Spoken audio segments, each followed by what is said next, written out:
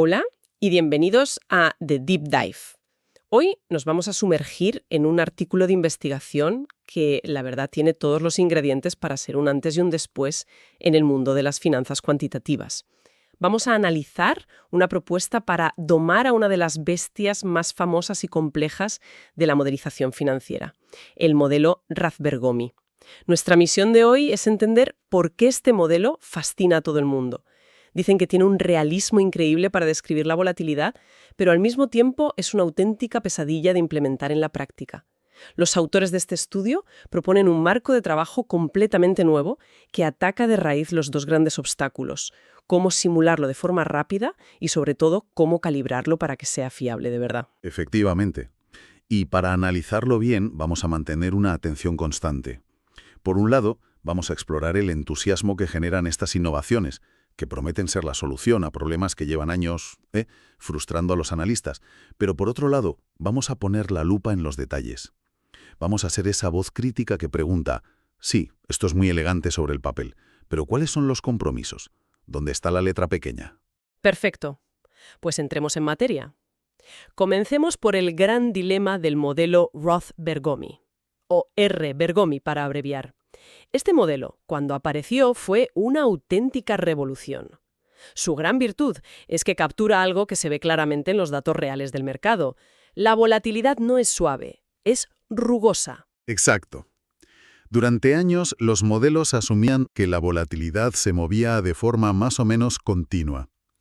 Pero los estudios empíricos, al analizar datos de alta frecuencia, mostraron que el logaritmo de la volatilidad tiene un comportamiento mucho más errático, con lo que se conoce como un índice de Hertz muy bajo, cercano a 0,1. El modelo Rathbergomi clava esta característica. En teoría es una descripción casi perfecta de cómo se mueve realmente la volatilidad. Suena como el modelo soñado, entonces. ¿Dónde está el truco?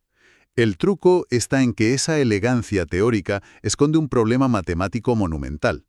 Lo que lo hace tan realista es también lo que lo hace casi intratable, su naturaleza no markoviana. Un momento. No markoviano es una de esas palabras que asustan un poco. Para los que no somos matemáticos puros, ¿qué significa eso en la práctica? Significa que el futuro depende de todo el pasado. En la mayoría de modelos financieros, para predecir el siguiente paso del precio de una acción, solo necesitas saber su precio actual. El pasado no importa. Eso es la propiedad de Markov. Pero en el R-Bergomi, para saber cómo será la volatilidad mañana, necesitas conocer no solo la de hoy, sino toda su historia, cada subida y bajada que ha tenido desde el principio. Es un modelo con memoria, y esa memoria es un auténtico dolor de cabeza computacional. Entiendo. Y supongo que ese dolor de cabeza tiene consecuencias prácticas enormes para los que tienen que usarlo. Consecuencias devastadoras. Invalida casi todo el arsenal de herramientas estándar de las finanzas cuantitativas. Las famosas ecuaciones en derivadas parciales, o EDP, que son el pan de cada día para valorar opciones. Se vuelven inútiles. Inútiles. El puente matemático que las conecta con el mundo de las probabilidades, el teorema de Feynman-Kac, simplemente se derrumba. Al final, esto te deja con una sola carta en la baraja. La simulación Monte Carlo. Generar miles y miles de posibles futuros y hacer la media. Pero aquí es donde la cosa se pone todavía más fea, ¿verdad? Mucho más fea. Una simulación exacta del modelo es teóricamente posible, pero su coste computacional es prohibitivo. Tiene una complejidad de orden n al cubo. Esto significa que si doblas el número de pasos de tu simulación para tener más precisión, el tiempo de cálculo no se duplica, se multiplica por 8. Es totalmente inviable para las aplicaciones del día a día de un banco, donde necesitas precios en segundos, no en horas. Han surgido alternativas, claro, esquemas híbridos, modelos con varios factores, pero todos son parches con sus propias limitaciones. Vale, entonces tenemos un problema gigante solo para simular el modelo. Pero has dicho que eso era solo la mitad de la historia. Exacto, porque una vez que consigues simularlo, tienes que calibrarlo. Es decir, tienes que encontrar los parámetros del modelo, esos numeritos que lo definen, que hagan que los precios que genera coincidan con los precios de las opciones que vemos en el mercado real. El método tradicional para esto es el de mínimos cuadrados, o MCE. Que básicamente intenta minimizar el error entre los precios del modelo y los del mercado. Suena lógico. Suena lógico, pero es una trampa. El MSE es muy propenso al sobreajuste. Se obsesiona tanto con clavar los precios de los datos que le das para entrenar que aprende el ruido del mercado en lugar de la señal. Y este sobreajuste no es un problema académico, ¿eh? Significa que tu modelo te da una falsa sensación de seguridad. Funciona de maravilla con los datos de ayer, pero te puede llevar a pérdidas millonarias mañana cuando el mercado se mueve de una forma que no esperaba. Además, la función de error que intenta minimizar está llena de mínimos notales, pequeños valles donde el algoritmo de optimización se puede quedar atascado, dándote parámetros que parecen buenos pero son fundamentalmente incorrectos. Resumiendo el panorama, tenemos un modelo teóricamente brillante, pero que en la práctica es un campo de minas, tanto para simularlo como para calibrarlo. Aquí es donde el artículo entra en acción con su primera gran propuesta, un método de simulación más inteligente, al que llaman el esquema MSOE. El nombre completo es suma de exponenciales modificada. La idea es muy astuta, una solución híbrida. El corazón matemático del modelo es una función que llamamos el kernel, y este kernel tiene una singularidad en el origen. Espera, frena un poco. Kernel, singularidad, suenan a problemas gordos. ¿Podrías explicarnos qué es el kernel en este contexto y por qué esa singularidad es el origen de todos los males? Claro. Piensa en el kernel como la receta que le dice a la volatilidad cómo recordar su pasado. Es la fórmula de su memoria.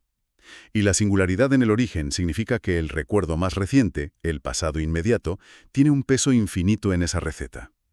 Ese punto es el que hace que todas las matemáticas estándar exploten. La idea del MSOE es tratar ese punto problemático, esa singularidad, de forma exacta, con una cirugía matemática de alta precisión. Y para el resto de la historia pasada, que es menos problemática, usan una aproximación de altísima calidad basada en una suma de funciones exponenciales. Entiendo el enfoque. Es como separar el problema en una parte crítica y otra manejable. Pero, ¿por qué este método es tan bueno? ¿Qué lo diferencia de otros intentos anteriores? Aquí está el detalle técnico que marca la diferencia. Otros métodos, después de hacer una aproximación similar, introducen nuevos errores al simular los procesos resultantes. El esquema MSOE, en cambio, está diseñado para que esos procesos se puedan simular como vectores gaussianos exactos sin introducir errores de discretización adicionales. Se quitan de en medio una fuente de error muy importante, y lo mejor no es que funcione en la práctica, es que lo demuestran matemáticamente en el estudio. Prueban de forma rigurosa que el error final en el precio de la opción está directamente controlado por lo buena que sea esa primera aproximación del kernel. No es una corazonada, es una garantía teórica. O sea que no solo es rápido, sino que tienes una cota, una seguridad sobre cómo de preciso va a ser. El resultado es un algoritmo que descompone el proceso en una parte local, exacta, y una histórica aproximada, logrando una complejidad computacional que lo hace viable para el mundo real. Pero si esto soluciona la simulación, nos queda la otra mitad, la calibración. Y aquí es donde, para mí, el artículo se vuelve realmente revolucionario. Totalmente. Es un cambio de paradigma. En lugar de intentar que el modelo acierte precios específicos uno por uno, como si clavara chinchetas en un mapa, proponen algo mucho más ambicioso. Quieren que el modelo replique la distribución de probabilidad completa del precio del activo. Quieren que el modelo aprenda la forma del mapa entero. Y la herramienta para medirlo se llama la distancia de Wasserstein 1. Suena intimidante, hay una forma intuitiva de entenderlo. La hay, y es la mejor analogía que he oído para este concepto. Imagina que tienes dos montones de arena con formas distintas. Uno es la distribución que genera tu modelo, y el otro es la que ves en el mercado. La distancia de Wasserstein es el mínimo trabajo, medido en mover granos de arena por su distancia, que necesitas hacer para transformar el primer montón en el segundo. No se fija en si un punto concreto está bien o mal, sino en la forma global de los montones. La analogía es genial, pero matemáticamente, ¿cómo se come eso? Mencionan en el artículo algo que suena a conjuro, la dualidad de Kantorovich-Rubinstein. ¿Por qué es tan importante? Porque es el atajo brillante que lo hace todo posible. El problema original de ¿cómo muevo esta montaña de arena? Es computacionalmente una pesadilla. La dualidad lo transforma en una pregunta mucho más sencilla. ¿Cuál es el precio de la opción más tramposa y con el peor comportamiento posible que podría existir? Si consigo que mi modelo acierte el precio incluso de esa opción, entonces acertará con todas las demás opciones normales. Minimizar la distancia de Wasserstein se vuelve equivalente a minimizar el peor error de precio posible sobre una clase amplísima de productos. Entonces, si lo entiendo bien, al calibrar de esta forma, no solo mejoras el ajuste a los datos que tienes, sino que te estás protegiendo contra los peores escenarios posibles. Es como si el método de calibración tuviera una especie de seguro contra errores grandes incorporado. Has dado en el clavo. Es una forma de regularización increíblemente potente y natural. Pones un límite superior al error para todos los precios de ejercicio posibles, incluso para aquellos que no has usado en tu calibración. Pasamos de un enfoque de acertar puntos a uno de acertar la forma de la distribución. Suena increíble. Pero aquí es donde tengo que hacer de abogada del diablo. Has dicho que comparamos la distribución del modelo con la del mercado. Pero, ¿de dónde sacamos esa distribución del mercado? El mercado no nos da una distribución de probabilidad, nos da una lista de precios de opciones. ¿No estamos cambiando un problema por otro que es igual o más difícil? Absolutamente. Y que esa es la gran advertencia aquí, el matiz crítico. El artículo lo resuelve en un entorno de laboratorio donde la distribución verdadera se conoce. Pero en el mundo real, con un número limitado de precios de opciones que además tienen ruido, construir esa curva de la verdad es un campo de investigación entero en sí mismo. No es una solución mágica que te lo da todo hecho.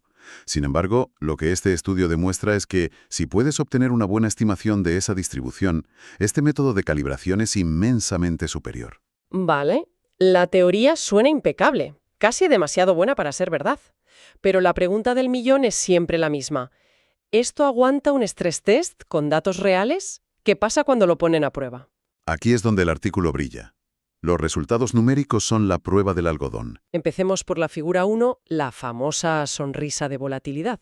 Se ven tres curvas, una negra, que es la solución exacta, una azul del método antiguo y una roja del nuevo método MSOE. La imagen es bastante clara. Es una victoria por KO. El método antiguo, el azul, falla estrepitosamente en las salas de la distribución. Esto significa que valora terriblemente mal las opciones que protegen contra grandes movimientos del mercado, las que están muy out of the money. Son precisamente las más importantes para la gestión de riesgos. En cambio, la curva roja del MSOE se solapa casi a la perfección con la solución exacta. No es una pequeña mejora, es un cambio de categoría. Y en la figura 2, que muestra la convergencia del error, la cosa se pone aún más interesante.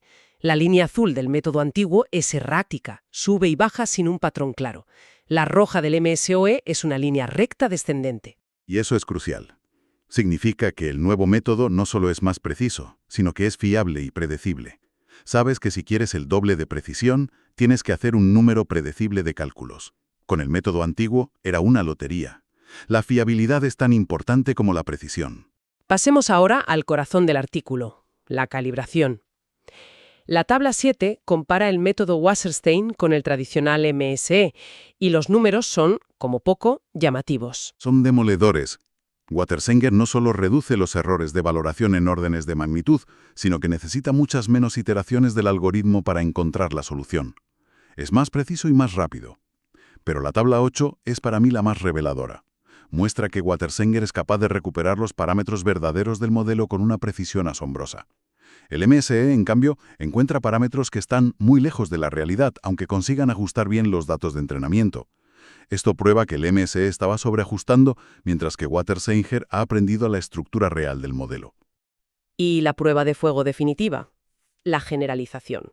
¿Qué pasa cuando usas el modelo ya calibrado para valorar opciones que no ha visto nunca, especialmente opciones exóticas? Para eso usan opciones barrera en la figura 6.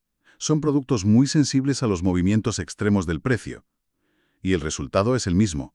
El modelo calibrado con Wasserstein, la línea roja, clava los precios de estas opciones exóticas. El modelo de MSE, la línea azul, muestra sesgos enormes. Es la prueba definitiva de que el MSE no ha entendido bien lo que pasa en las colas de la distribución, en los eventos raros pero importantes. La figura 7 lo confirma, mostrando que la densidad de probabilidad del MSE subestima la probabilidad de grandes movimientos de precios. Y para terminar, los autores nos dan una visualización muy potente de por qué pasa esto, en las figuras 8 y 9. Describen lo que llaman el paisaje de la función de pérdida. Es una metáfora fantástica. Imagina que encontrar los mejores parámetros es como, para un alpinista, encontrar el punto más bajo de un terreno. El paisaje del método tradicional MSE, como se ve en la figura, es como buscar algo en los Alpes. Un terreno accidentado lleno de picos y valles estrechos y traicioneros, donde te puedes quedar atrapado en cualquier sitio que no es el punto más bajo. En cambio, el paisaje de Wasserstein es como un cuenco de cerámica, perfecto. Es suave, convexo.